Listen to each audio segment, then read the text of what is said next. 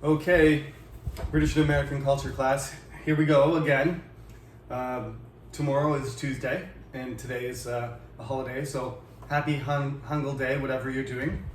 The quiz number 2, was done well, except we're still missing about, how many people wrote it? 48 people, so 13 people failed to submit again.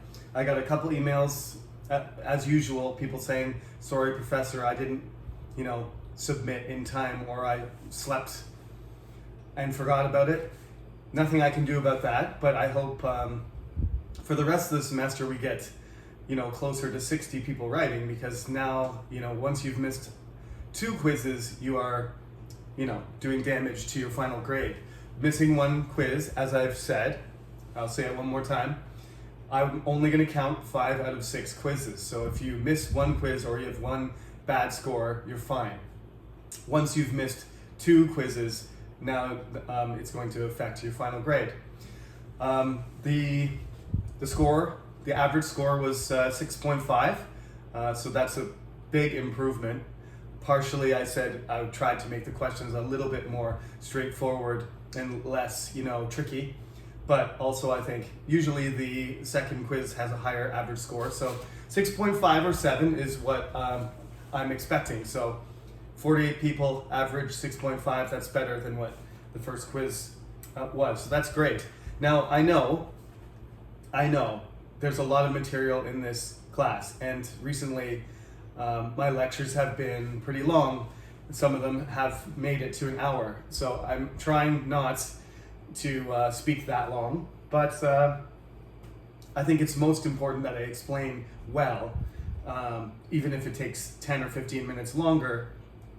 If I explain it in detail to you, then there's less questions and there's, a higher chance that you'll, get better scores on the tests, and hopefully that you'll remember. I mean, I'm not just trying to get you to answer A, B, C, D kind of thing. I'm trying to get you to learn about things I think are important for you to know about British culture, and ideas that I think are important for you as Koreans or international students. This is why we're studying this class, not just to get scores, but to understand culture better.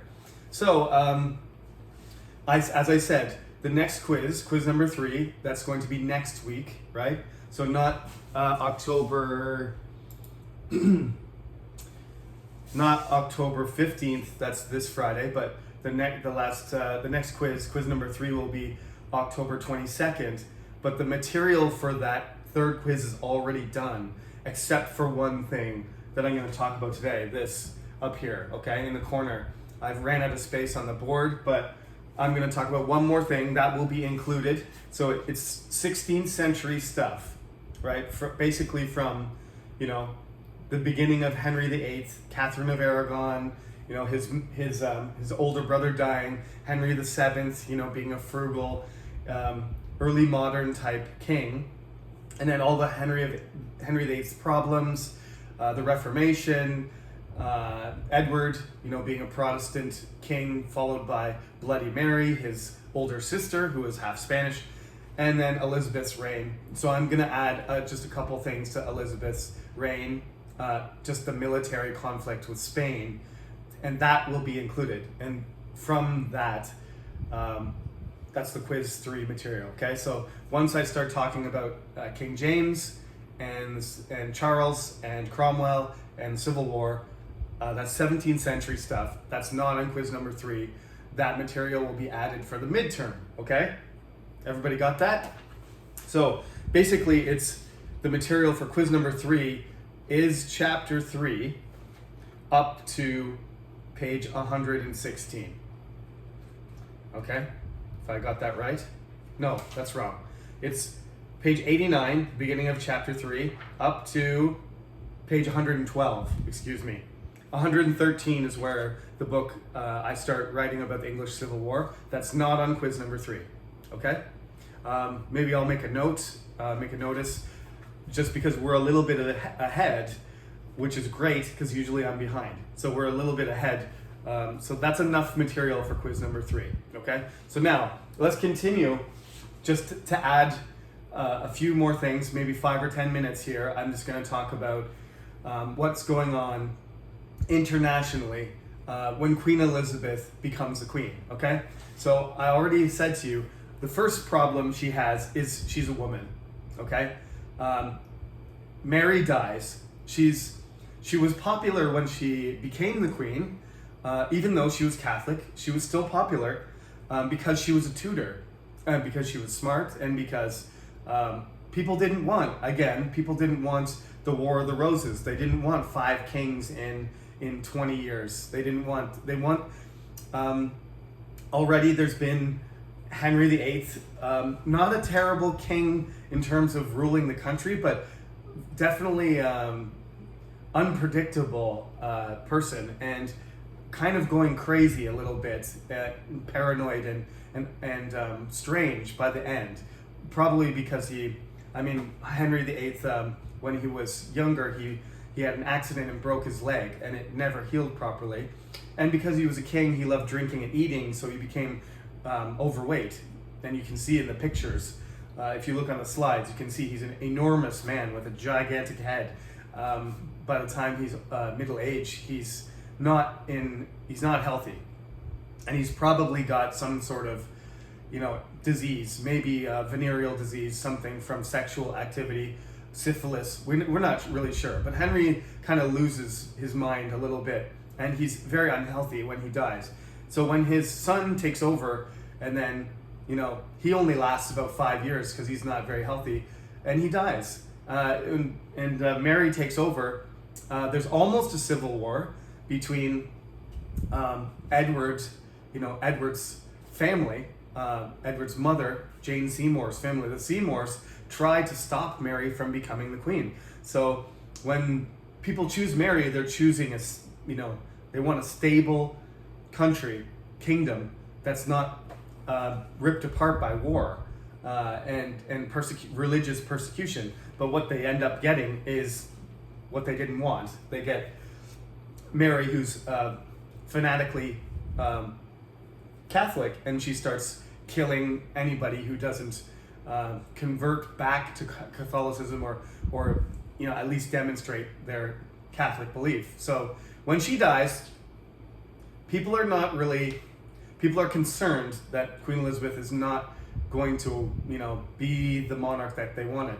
They ended up with Henry VIII at the end not being a very good ruler, Edward dying when he was too young, Bloody Mary being a disaster, and now they've got another woman, which is kind of against what culturally they believed. They didn't believe that a woman should be the leader of the kingdom. They wanted a man. That was the normal thought. Obviously, Queen Elizabeth I is going to prove them wrong, but she's going against the grain. Everybody thinks it's a bad idea. That's the first problem. And part of the problem with her being a woman is, she's not a warrior. She's not trained to fight. She's not a military leader at all. And traditionally, that was one of the responsibilities of a king. As I told you, the medieval kings that were the greatest kings in England, Edward I, Edward III, Richard the Lionheart, Henry V. These are warrior kings that won battles and killed people with their own hands. They picked up swords and put on armor, rode horses and killed people. And they led people into battle.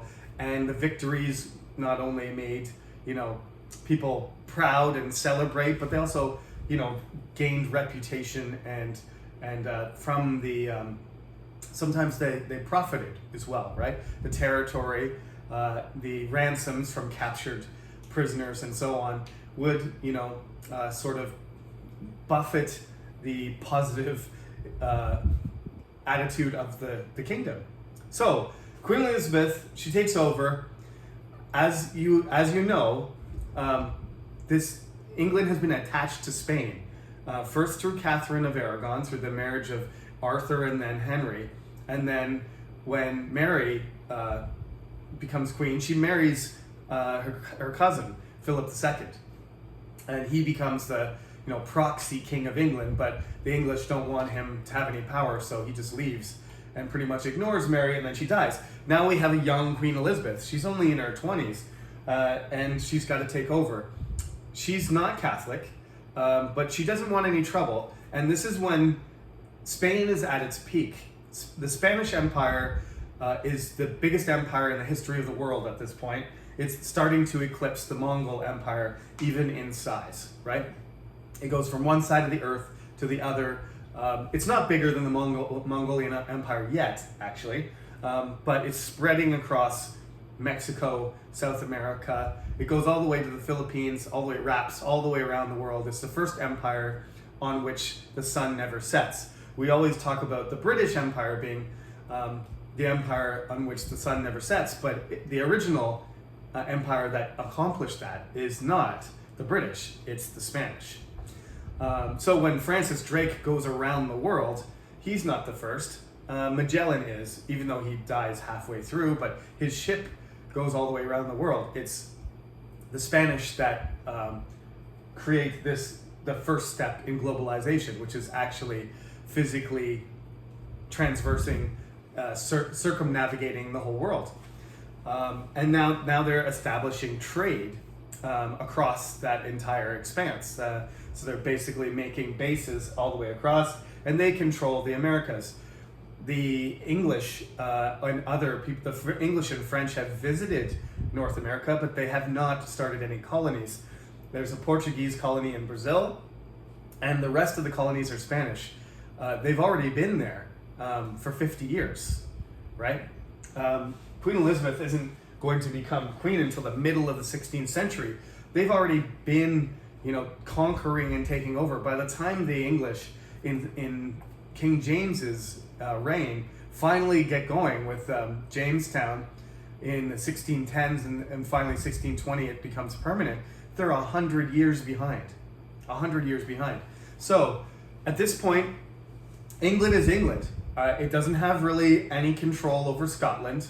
It controls Ireland, but Ireland's like a poor colony where they're not it's not consolidated or anything. There's rebellions, and it's Ireland's kind of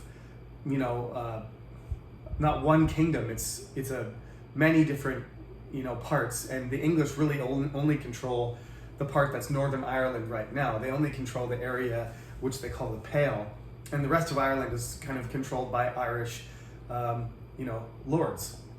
So basically, Queen Elizabeth, young lady, just has control of England, and it's not a particularly wealthy or large state. It doesn't have nearly, France has 3 times as many people. Spain has way more money, way more people, global reach. England has none of this, right? So she basically needs to avoid conflict with Spain, but Spain really wants England to be Catholic again. That's why Philip married Queen Mary, because they wanted it to be go back to and join the Catholic fold, join the Catholic nations in Europe. There was a huge war, the 30 Years' War I mentioned, which is fought between many powerful countries. France is Catholic, but they fight against the Spanish and Germany,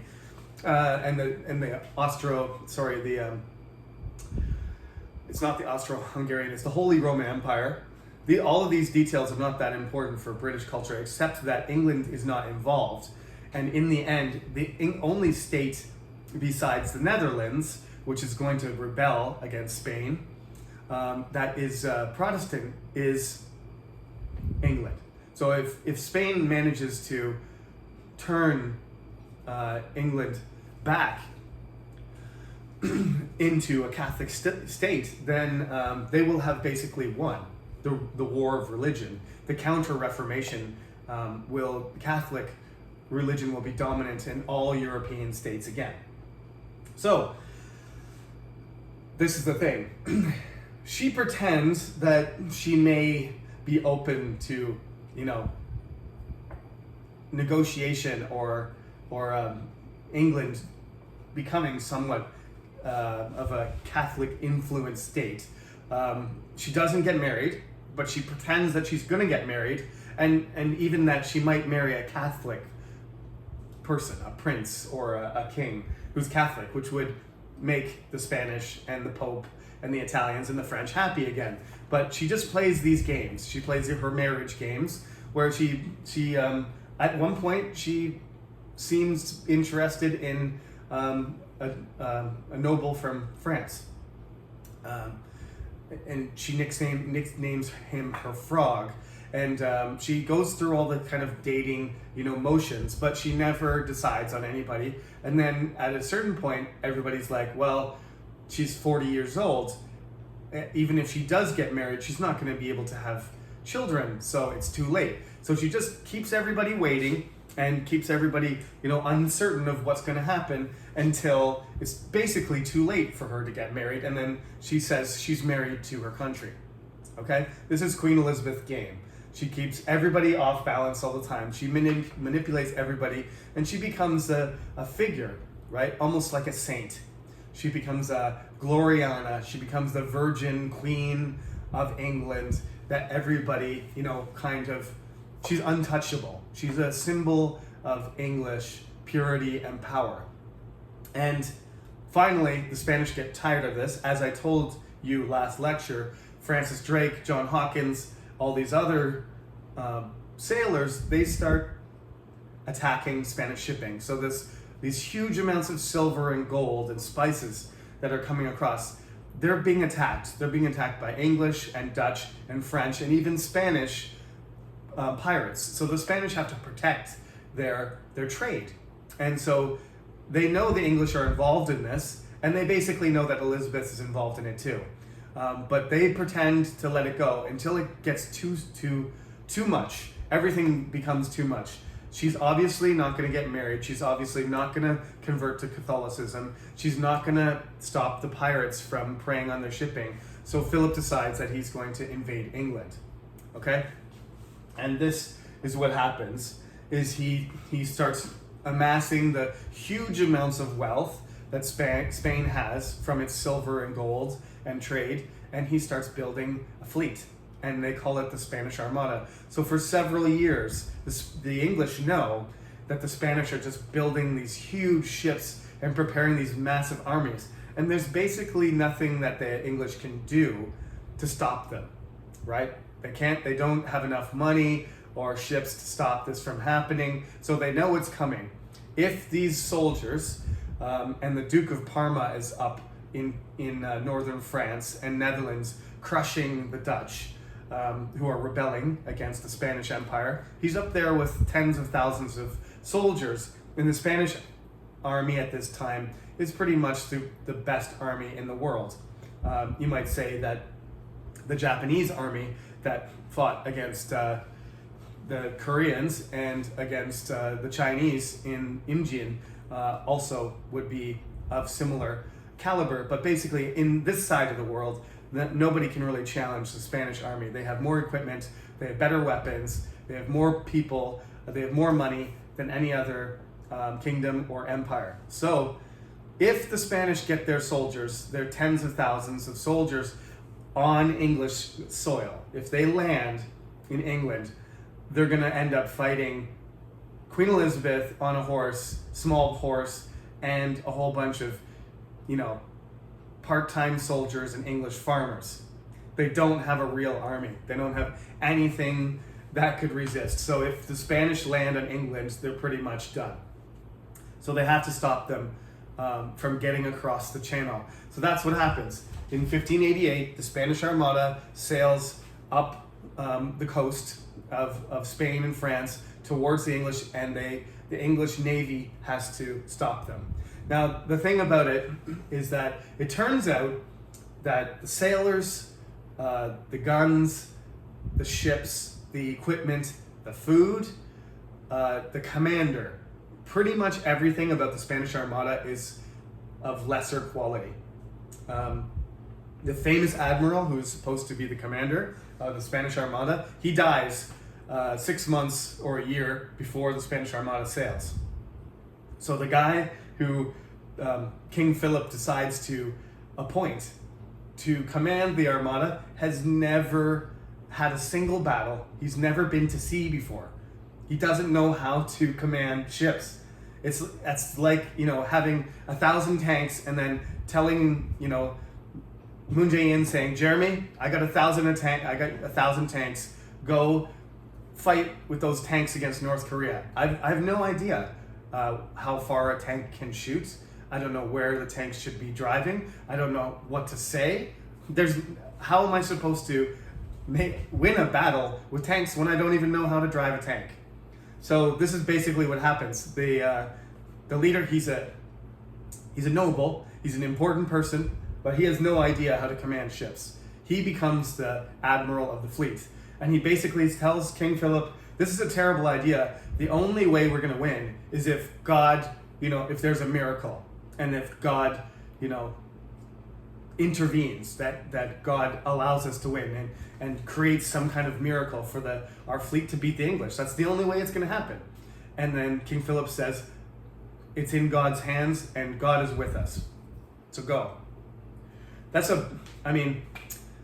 Even if you're religious, that's a pretty big gamble, right? To not have any advantages and just depend on the weather or God just to make things happen, to get lucky, right? So that's essentially what the Spanish are attempting to do. They're depending on God to be on their side and for a miracle to happen.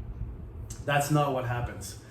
So hundreds of ships and thousands of men, they go towards England, but the English are ready. They have better ships. They're faster. Their cannons are able to fire at longer range. Their sailors are better trained. They don't have to travel as far. As soon as the Spanish have to sail for days all the way up to England, the English just have to jump on their boats as soon as they see the Spanish, jump in their ships, sail into them and attack them right away. They're fresh. They're ready to fight. They're fresh. They send in fire ships that disrupt them.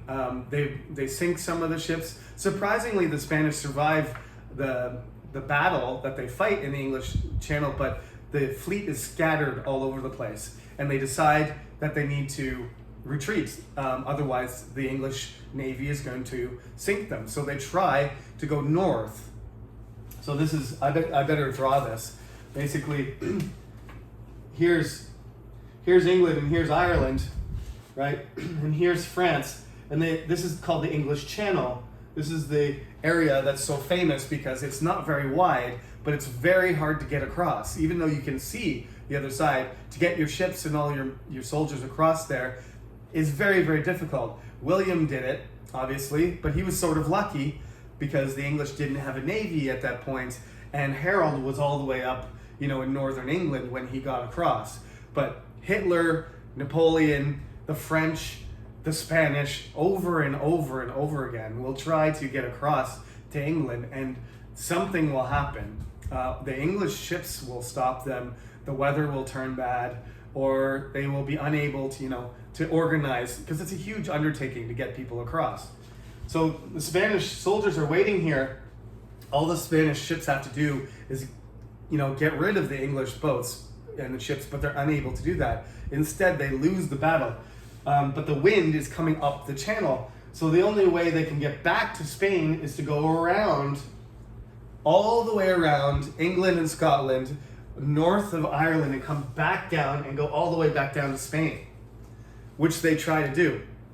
But a huge storm comes out of the North Sea, and as they're crossing around Ireland, it smashes all the ships to bits, and very few of them limp back here. So the Spanish Armada is destroyed mostly by a storm, and there were commemorative coins, stamps, and all these, the God blew and they were dispersed. It turned out that God actually was on the side of the English, not the Spanish. And this is one of the moments where they say the Protestant wind was blowing against the Catholics, and that God chose the English to be the victors. It's not only their skill and their ability and their equipment and their tenacity, but also God willed it to happen, right? Because the storm didn't attack the English, didn't do anything to their ships. It smashed the Armada, and most of the Armada, many of the ships were destroyed, and the survivors crashed onto Ireland, and the Irish just took all their stuff and killed a lot of them when they landed. And that's the Spanish Armada. They continued to fight, the English and the Spanish continued to fight throughout the 1590s.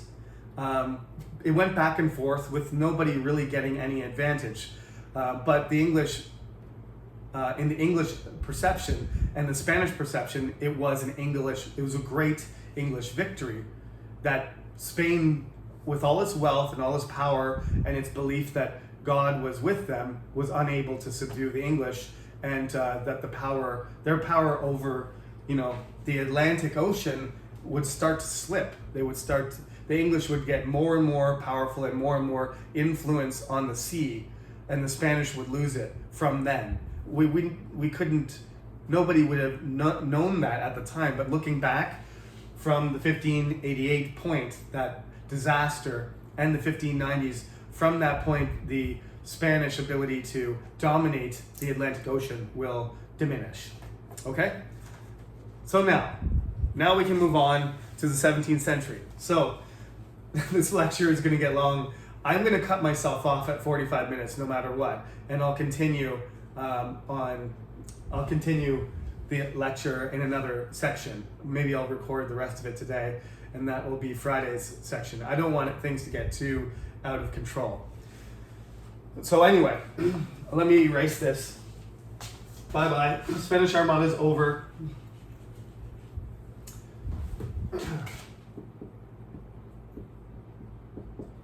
Keep my board somewhat neat, as not messy as I can. It's not really neat. Okay, so this is the topic that we're going to get into next. It's the Civil War. It's the second half of chapter 3. The English Civil War is very important, as I mentioned at the end of last lecture, because there are these 5, problems that have slowly gotten worse. But Elizabeth has done a delicate balancing act of, religion and foreign policy and finance. She's done this juggling act, somehow kept everything going. But one of the things that she wasn't able to do was to increase taxes, because, as I've said to you many times, one of the things that is a breaking point, a flash point for people in any culture is taxes. If you push people too far in an economic situation that is hard, you will lose popularity. You will lose support, and there's a potential for protesting at the very least. But sometimes that leads to, if the government doesn't react to it, it ends up being the cause for a revolt, like the 1381 Peasants' Revolt, or like the French Revolution, or the English Civil War. So what the problem was that Queen Elizabeth had to fight against the Spanish, but she didn't have enough money to do it. So she kept having to call Parliament and ask for more money. And the Parliament, every time she did that, it was very difficult to get them to cough up more money. They didn't want to pay any more taxes. So they would try and say things like, well, when are you going to get married? Or who is going to be the king or the queen after you? Or we want, more influence in this area, or you need to break the monopolies. Stop giving these monopolies. We don't like them. So she hated it. She hated it, as most kings and queens did, calling Parliament and negotiating with them for more money. But because she was so skilled, such a skilled, intelligent person, she was able usually to convince them of the necessity of giving loans and of raising taxes because of the danger of the Spanish. She was able to do that. But she was an exceptional queen. She was one of the best in English history. She was able to handle Parliament, whereas, and so was Henry, by the way, in a different way, but Henry VIII is definitely capable of managing the Parliament and making them do what he wanted, but he also spent money without any, foresight at all. So by the time Queen Elizabeth is, in her last stages of her reign, at the end of the 1590s, the 1590s are really terrible. There's there's some bad weather. The economy is slumping. Even though Queen Elizabeth is still popular, people are suffering. And it's very difficult to fight the Spanish when the economy is doing poorly and raise taxes. So there's a lot of tension, right? So she can't really raise taxes that much. So over the whole 100 years, from Henry VII all the way to the death of Queen Elizabeth, basically the taxes have not gone up, right? Henry just takes all the money from the Catholic Church and the money left over from his father, and he just blows it all, sells all the land and fights these wars in France, which go nowhere, and then he burns through all the money. So that money's all gone.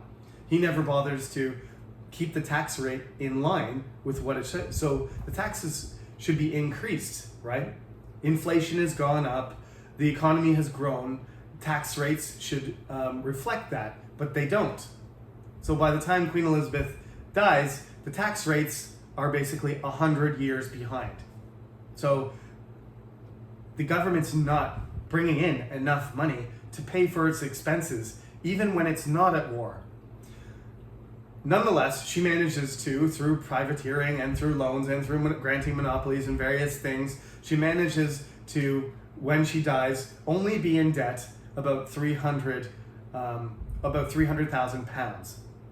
That means nothing to me or you, but it's about 1 year. It's about 1 year's revenue, okay? So she's 1 year behind. That's manageable. By comparison, by the time King James dies, Spain, with all of this silver and gold and spices, crazy amounts of money coming in, but their economy isn't very good. All they have is this, Atlantic trade and, spice, gold, and silver, import business. Their economy is basically slumping pretty hard because inflation is out of control, and most of the products that they use are made from other countries because they have so much money. They just buy everything. And they've been spending enormous amounts of money. The Spanish Armada was a financial disaster. They spent a ridiculous amount of money, and all that money basically sank to the bottom of the ocean when the storm destroyed the Armada. So Spain ends up going bankrupt 3 times. So by comparison, England's financial problems are small compared to Spain, which arguably, Spain, it's not a large economy. It's not a powerful country now. This arguably is the beginning of, the decline of Spain. They never recover. Spain, 400 years ago, went bankrupt 3 times, and their economy and their status and their culture has never fully recovered. Not yet. I hope it does. But from the point it was at the beginning of the 17th century, as the most powerful country in the world, it's not even close. So that's how bad the financial situation can get, for a country. So Queen Elizabeth, 1 year behind. That's nothing compared to what happens to Spain. As a result, when she dies, kingdom's in a pretty good situation. But it's not going to continue like that. It's not sustainable. So James, she dies. King James's mother was the infamous Mary Queen of Scots, who was executed for trying to plot to assassinate Elizabeth. That's his mother. And he grows up in Scotland, and he's the King of Scotland. Queen Elizabeth dies. He's the nephew, and they invite him down to London to be the King of England too. So suddenly, the King of England and Scotland are the same person. But they're not one kingdom. They're still 2 kingdoms. You got to remember this. There's about 100 years more to go until they form a union and the United Kingdom of Great Britain is created, okay? So he comes down in 1603, and he brings with him a whole bunch of Scottish people, They call them the Hungry Scots because England is a wealthier kingdom, and when James gets down there, it's like he won the lottery or something, because being king of Scotland, he didn't have as many luxuries, as much money, as much power, as many people, and so on. So it's almost like, it's his lucky day. So he comes down and he thinks he's not concerned about saving money. Instead, he spends a lot of money because he was never able to do that in Scotland. Scotland is not a wealthy kingdom. So when he comes down to England and he has all this money available, he spends it on all kinds of stuff. Clothing, on huge feasts, on buildings, on various things. So it's like his ship has come in. But anyway, he's not. He's first of all, he grows up and he believes in the monarchy. He believes in the authority of the king. He's not a constitutional monarch. He believes in absolutism. So this is the first thing that's going to happen is he's a Scottish king in essence. He has a Scottish accent. He's not a tall, handsome warrior king. He has very skinny legs and he has a big head. And his tongue in the descriptions is, I'm sorry to laugh, King James, I apologize. But I always imagine King James I to be this great, powerful monarch, just like he appears in the Disney movie Pocahontas. Briefly, the Virginia Company sings about him, and my dear friend King Jimmy appears, and he looks very regal, and he's covered in jewels and silks, and he's got a crown, and he's handsome. He's not a good-looking guy. In fact, a lot of kings and queens were not that good-looking. Those Richard the Lionheart, Edward I, and Queen Elizabeth types were not the dominant type. You get a mixed bag of people just like usual. So he's not a handsome dude. He speaks with kind of a speech impediment. He doesn't speak very clearly, and he has this thick Scottish accent. So a lot of the English courtiers and officials, he speaks, and sometimes they don't understand what he's saying. You imagine just pretending, you're like, okay, yes, sire, yes, my liege, whatever you want, just kind of pretending that you know what the king's talking about, even though you can't understand what he's saying. So, he was a bit of a strange leader to begin with. He's got some natural kind of conflict between, the English Parliament, the representatives of the English kingdom, and himself. Ideologically, they have different ideas of how the kingdom should be run. He speaks, differently than they do. Grew up in a different culture. He's not used to the, opulence of the English court or anything. So they don't get along very well. And somebody tries to, there is this Catholic plot where they take a whole bunch of gunpowder and they put it underneath Parliament, and they're supposed to blow up this room full of gunpowder and explode the entire building while King James is in it. But somebody discovers the plot and they're apprehended. They find this guy, in this room full of explosives, and they capture him, and they say, who are you? And he says his name is Guy Fawkes. So Guy Fawkes gets arrested, tortured, interrogated. They find all these people, and it's called the gunpowder plot because they were trying to blow up Parliament, including the king. You imagine if 100 of the leaders of the English kingdom, including their king, died in one day, what that would have done. So this made the conflict between Catholic, and Anglican, Protestant and Catholic religion political, and they, Catholics were viewed after that as being potential terrorists because Guy Fawkes tried to kill the king. So they celebrate that day. That day is still celebrated in England as Guy Fawkes Day. Remember the 5th of November, excuse me. Remember the 5th of November. That's the lyric, children's lyric, you're supposed to remember, and that's coming up in a month. When they celebrate that, they wear masks and you walk around and you ask for money, penny for the guy. Now if you give somebody a penny, they throw it at you. You probably have to give them $1 or you know, 1 quid, as they would say, £1 in England. But anyway, so James is, you know, his rule is less stable than Elizabeth, and there's some conflict there. But basically, he manages to smooth things over because he's really, he doesn't want to fight wars, first of all. So he ends the war with Spain. He ends the fighting with France. England sort of goes through a few years of peace for once without fighting other countries, because James is not a warlike king. He prefers peace, and he starts supporting some efforts to colonize North America. So that is why the Virginia Company is formed under King James, and he is the first king because Queen Elizabeth was, mostly because of the Spanish, unable to get colonization going. But during King James' reign, the first ships will go over there, and the first ships to successfully start colonies in the New World will move across, and they will establish in the Chesapeake in Virginia a place called Jamestown, named after him, which will be the first permanent colony the English have in North America.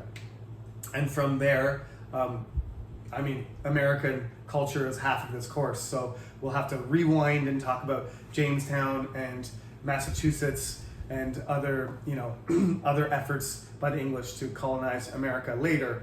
But that I'll save that for the beginning of the American section, because I don't want to get off track here too much.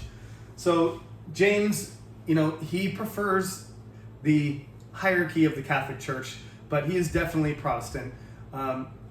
In Scotland, the dominant type of religion is now Presbyterian, as I said, and the Presbyterians are more like the Puritans. They want to be less Catholic and as Protestant as possible.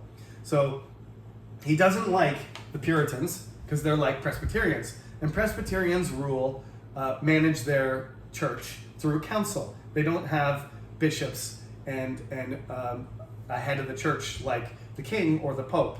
They don't have archbishops. They don't have leaders like that. The Anglicans do. And so King James famously says, when the Puritans and the Presbyterians want to get rid of bishops, he said, if you want to get rid of bishops, you have to get rid of the king too, right? No bishops, no king.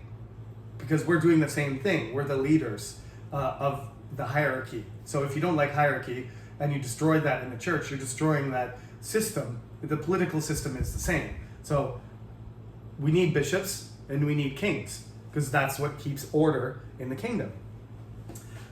So anyway, he can't like the Catholics because the Catholics try to kill him, but he's solidly Anglican. He'd probably rather be Catholic than Puritan anyway, despite the fact that the gunpowder plot was aimed at him and trying to kill him. But he negotiates with the Puritans because people in the Anglican Church are sympathetic at this point to the Puritan point of view. They have certain ideas about, you know, the Catholic ceremonies and things like that they think the Anglican Church should be more Protestant than it is. Okay? But anyway, he disagrees with most of them, but he negotiates with them, and one of the things that he does is he commissions a Bible, and it's now called the King James Bible. It's probably the most famous Bible in the world now because of English language. It's the Bible that basically everybody refers to in English when they quote biblical things. It's just a beautifully written book. It's an artistic and cultural achievement, as well as a theological and religious one. So, of course, just having access to the word itself and understanding the Bible in your own language was great, but the way that it was written is so eloquent that it marks, like Shakespeare, a moment in English culture where now English has arrived. This is how beautiful English can be. This is an artistic creation of a high caliber. Nobody can say, oh, English isn't good enough to describe biblical text, to describe religious events. Here's the King James Bible, one of the most beautiful, linguistic and language and artistic creations in English history. So this is a moment an achievement that he's known for. I knew about King James before I knew about anybody else because I went to church when I was young, and there was this Bible that said KJV on it, the King James version of the Bible, right? There was different versions. There's NIV, New International Version. There's different Bibles, but the King James Bible I knew, having known nothing about English culture whatsoever because I was a kid from Canada. I knew the name King James before anything else. So that's the legacy of King James. One of his legacies is that the Bible continues to be, sort of a cultural symbol and used, a reference point for not only the 17th century and Christian language, but for British culture as a whole. So King James, he commissioned the Bible, didn't care about his finances, didn't start wars with other countries, and he was a Scottish king who had some problems communicating with his people. And he would rule for 22 years, which is a pretty long time. But by the time he dies and his son takes over, again, many of these problems will resurface until King Charles has to deal with basically all 5 of them at the same time. And he doesn't have the skill, the personality, or the organization, or the support to deal with them. So I guess that's where we'll stop today. I only managed to talk about the Spanish Armada and King James, but next time I'll keep this board, and so we've got this done. We'll talk about all the things that happened with King Charles, and then we'll talk about Oliver Cromwell's period and controversies about him. And we talked about this too. Yeah, and these things are all related to Charles, right? This is done. These things over here are all related to Charles, the things I was standing in front of the entire lecture. Okay? So we'll stop there. I don't want this lecture to get too long. So part 2 of the English Civil War, we'll call that something like that. I might have to change my name here.